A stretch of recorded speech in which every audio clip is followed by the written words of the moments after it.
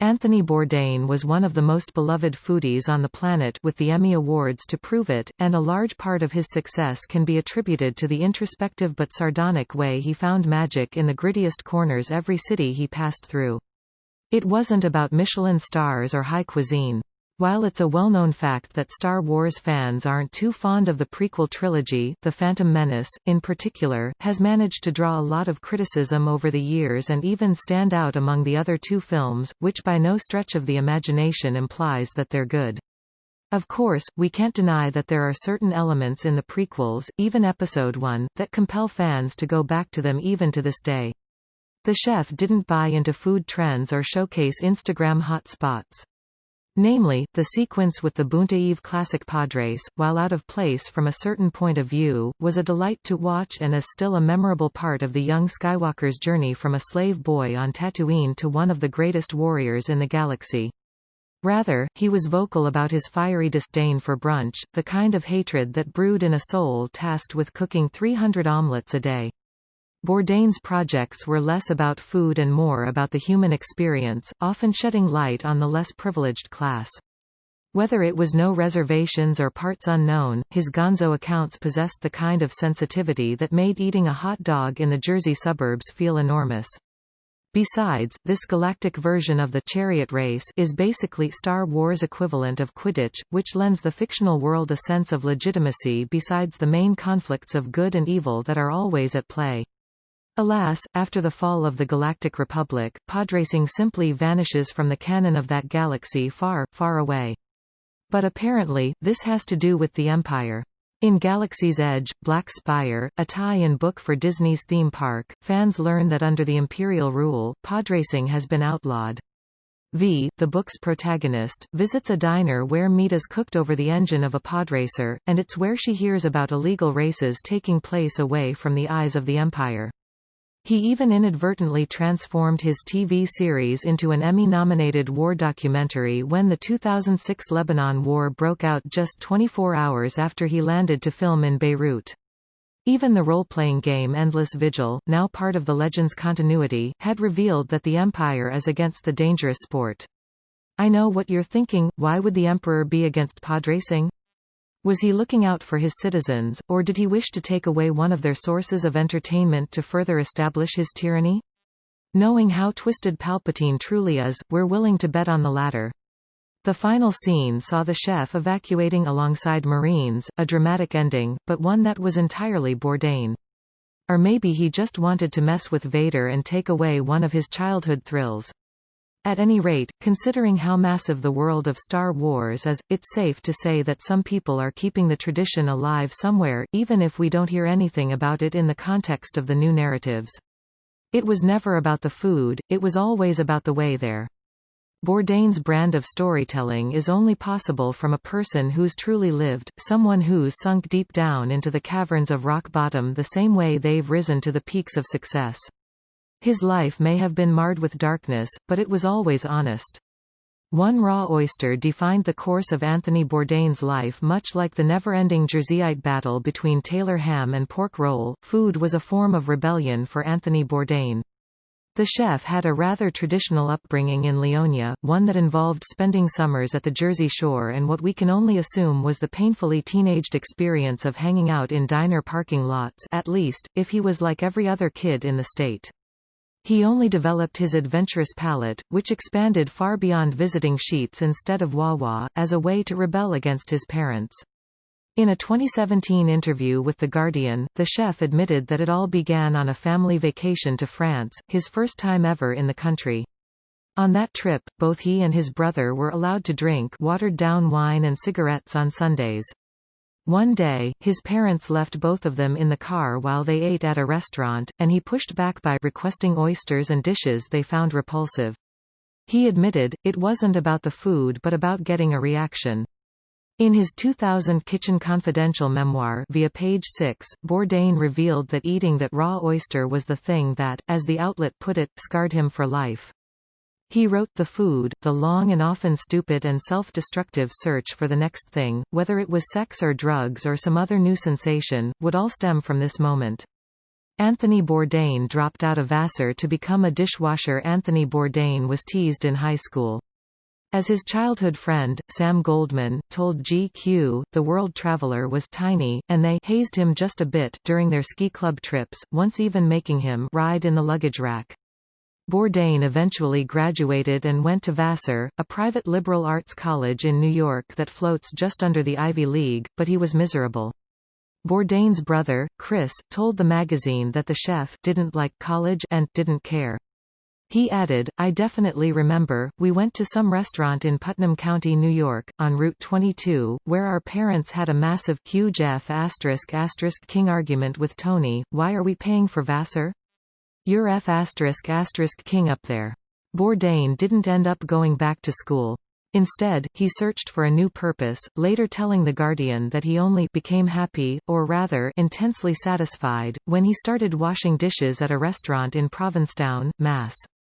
Bourdain was eventually promoted to dunking fries and decided that he wanted to pursue a culinary career after witnessing one of the chefs in an intimately awkward, but thrilling, moment. The chef was actively having an affair with a bride by the trash bins while her wedding party dined inside.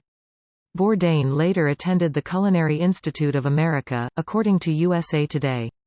Anthony Bourdain quit heroin cold turkey. Anthony Bourdain's memoir, Kitchen Confidential, certainly sheds light on the hedonistic side of New York's 1980s restaurant scene. In his early 20s, the chef worked in Soho at a restaurant that nurtured the celebs' budding drug addiction, so much so that he'd send a busboy out to Alphabet City to score. Page 6 reports that the chef regularly used speed and cocaine during his shifts before eventually graduating to heroin. He even dabbled in crack and LSD during late nights after work, watching punk bands and hanging out at after-hours clubs. "We were high all the time, sneaking off to the walk-in refrigerator at every opportunity to conceptualize," Bourdain explained in his memoir via USA Today. Hardly a decision was made without drugs. It was undoubtedly a reckless lifestyle, one where Bourdain ran himself ragged to the point that, as he told The New Yorker in a 2017 profile, "I didn't like what I saw in the mirror." Per the outlet, the chef admitted he ended up on methadone, unable to leave town without permission, waiting in line to pee in a cup. He eventually quit heroin cold turkey in 1987, but spent several more years in the throes of cocaine addiction. Anthony Bourdain spent most of his life flat-out broke. Anthony Bourdain didn't find success until he was nearing middle age, and spent his life in kitchens completely broke. It was bad enough that it actually kept him up at night. In an op-ed written for Wealthsimple in 2017, the chef admitted that he didn't have a savings account until he was 44 years old and didn't have health insurance until around 2001. After graduating from culinary school and jumping full-time into kitchen work, Bourdain found himself struggling with grueling 12-hour shifts, during which he made only about $120 after taxes. Around this time, he also spent a few $100s a week on weed and often owed money to one of the chefs for cocaine. He was always a paycheck behind, at least, but that changed after Kitchen Confidential came out in 2000. When Kitchen Confidential was published, I hadn't filed taxes in about 10 years, Bourdain wrote. I was seriously behind on rent. It had been about a decade since I'd communicated with American Express in a timely manner. He added, in my daily life, the goal was to muffle the anxiety that I'd feel as I tried to drift off to sleep knowing that, at any point, what little money I had in my bank account could be garnished by the IRS or the credit card company. The landlord could kick me to the curb. That was my reality for many years. Crack made Anthony Bourdain bottom out. Anthony Bourdain's addiction escalated beyond what he could have ever imagined. In 2017, he admitted to The New Yorker that he bottomed out on crack. One of his lowest moments, which he rehashed during a Reddit AMA, was when he was so desperate to get a fix that he started digging out white paint chips from the shag rug in his apartment, hoping they were actually bits of crack, and ended up smoking them anyway. Another time, he found himself outside during the holidays, trying to hawk the record collection he cherished just for some cash. Though viewers saw Bourdain regularly drink throughout his series, when he quit drugs, he quit for good and never looked back. During his Reddit AMA, the celeb chef revealed that he had never been tempted to relapse, probably because his experiences were so awful in the end. While writing about his 20-something self, Bourdain admitted, "I was a complete hole. Selfish, larcenous, druggy, loud, stupid, insensitive and someone you would not want to have known. I would have robbed your medicine cabinet had I been invited to your house." Anthony Bourdain opened up about his mental health struggle in an episode of Parts Unknown. Anthony Bourdain's battle with depression is something that plagued him throughout his life. In an interview with The Guardian, he admitted that during his restaurant years, he was an unhappy soul, with a huge heroin and then crack problem. He carried a lot of shame and regret regarding the people he disappointed and offended during that phase of his life, but darkness followed him well into adulthood, even after he managed to kick drugs. In 2016, Bourdain gave us a deeper glimpse of his struggle with mental health while visiting Argentina during an episode of Parts Unknown. According to Metro, the chef sat down with a psychologist and revealed that he felt kind of isolated and was often triggered by tiny, inconsequential things. "I will find myself in an airport for instance and I'll order a airport hamburger. It's an insignificant thing, it's a small thing, it's a hamburger, but it's not a good one," Bourdain said via Metro. "Suddenly I look at the hamburger and I find myself in a spiral of depression that can last for days." He went on to note that he felt kind of isolated. Anthony Bourdain's mental health took a toll after his first marriage ended. Anthony Bourdain married his high school sweetheart, and in some respects, the pair brought the worst out of each other. According to a profile in The New Yorker, Nancy Putkoski, an older student, ran with a druggy crowd, and Bourdain liked dabbling in illicit substances. When the chef graduated from the Culinary Institute of America, the couple moved into a rent-stabilized apartment on Manhattan's Riverside Drive, where they lived in a love that Bourdain compared to the one portrayed in the famed film Drugstore Cowboy. "That kind of love and codependency and sense of adventure, we were criminals together," he told The New Yorker. "A lot of our life was built around that, and happily so. At least until it wasn't." The pair divorced in 2005, which Bourdain called his life's great betrayal. He sunk into a frightening rough patch, which he described in his 2011 book, Medium Raw, via Page Six. After the split, he jet-set to the Caribbean, where he was aimless and regularly suicidal. He spent his nights in brothels, getting the kind of drunk where you've got to put a hand over one eye to see straight. Things only eased up when he met a woman in London. "My nightly attempts at suicide ended," he wrote. Anthony Bourdain's life of constant travel tore his second marriage apart. Anthony Bourdain's lifestyle ended up taking a toll on his second marriage to mixed martial artist Octavia Busha. In a 2016 interview with People, he said it was really tough constantly being away from his family, estimating that he spent about 250 days a year on the road filming his CNN series. Busha also admitted to Page Six that both of their professional decisions led them to this sort of unconventional relationship. Though Busha and Bourdain share a daughter, they were living very separate lives in the years before their divorce, so this breakup wasn't a huge lifestyle change. "As a marriage, clearly it's not ideal, but there's no injured party here, nobody's angry, nobody feels like the injured party, nobody feels like a victim. So we'll proceed like that," Bourdain told People, adding that he believed they did a really good job as a family and planned to continue to co-parent their daughter.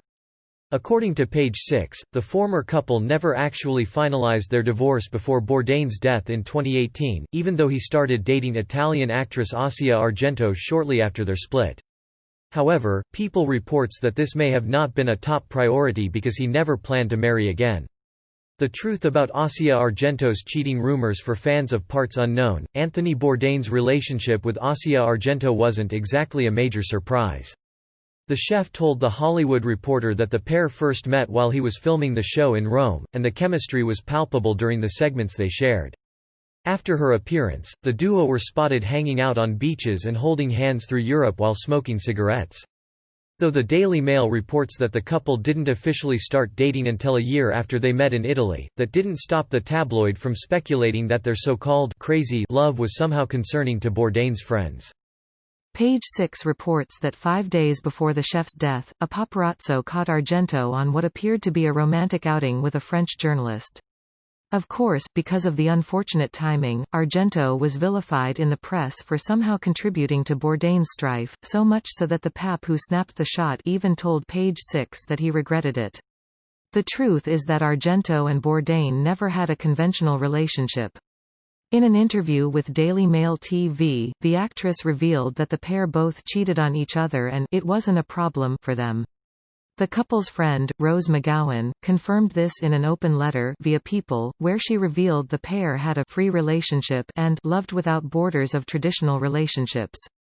Anthony Bourdain helped Ronan Farrow expose Harvey Weinstein. It may seem out of his lane, but Anthony Bourdain actually helped Ronan Farrow expose disgraced movie mogul Harvey Weinstein, who's now serving 23 years in prison. The chef was a vocal supporter of the #MeToo movement, and Asia Argento was one of the very first women to speak out in 2017. In Farrow's 2019 book, Catch and Kill via Page 6, the journalist revealed that he was originally reporting on Weinstein's sprawling sexual assault and harassment allegations for NBC, but the network derailed its publication, though NBC later claimed the story didn't meet their standards. Bourdain, whose girlfriend was one of the women who opened up in the piece, ended up contacting The New Yorker, the publication that first published his writing in 1999. Explaining Weinstein's abhorrent behavior to editor David Remnick, Bourdain reportedly wrote, "I am not a religious man, but I pray you have the strength to run this story." When Farrow's exposé was finally published, Bourdain tweeted support for his girlfriend, "I am proud and honored to know you. You just did the hardest thing in the world." Farrow ended up winning a Pulitzer Prize. Anthony Bourdain reportedly reached out for help before his passing. Rose McGowan was close to both Anthony Bourdain and Asia Argento, especially after the chef's role in taking down Harvey Weinstein. After Bourdain's passing, the actress wrote an open letter to the behest of his grieving girlfriend, where she revealed that Bourdain was struggling prior to his death. Per the letter, which was excerpted by People, McGowan claimed that both Argento and Bourdain dealt with similar mental health issues. Anthony told a mutual friend, "He's never met anyone who wanted to die more than him," she wrote. The pair eventually both sought help, though McGowan claimed that Bourdain didn't take the doctor's advice. Over their time together, thankfully, Argento did the work to get help, so she could stay alive and live another day for her and her children. McGowan continued, before alleging, Anthony's depression didn't let him, he put down his armor, and that was very much his choice. His decision, not hers. His depression won. Anthony Bourdain's tragic death in June 2018. Anthony Bourdain was found unresponsive in his hotel room by his friend, chef Eric Rippert, who was working with the chef on an episode of Parts Unknown in France. According to CNN, the 61-year-old star had taken his own life. The chef's mother, who spoke to The New York Times, revealed that Rippert admitted Bourdain had been in a dark mood for a couple of days, but the act itself was perplexing. Since the discovery of his passing, Bourdain's death has been mourned by more than just his close family and colleagues.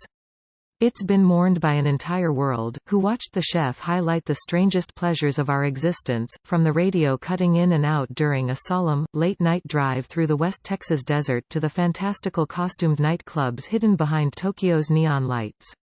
Those things will never be forgotten, and even among the darkness, Bourdain had a sardonic optimism that remains infectious.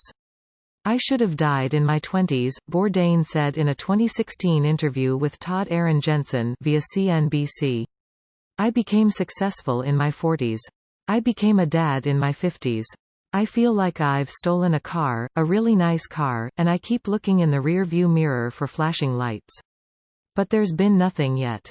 If you or someone you know is having suicidal thoughts, please call the National Suicide Prevention Lifeline at 1-800-273-TALK 8255 or text HOME to the crisis text line at 741741.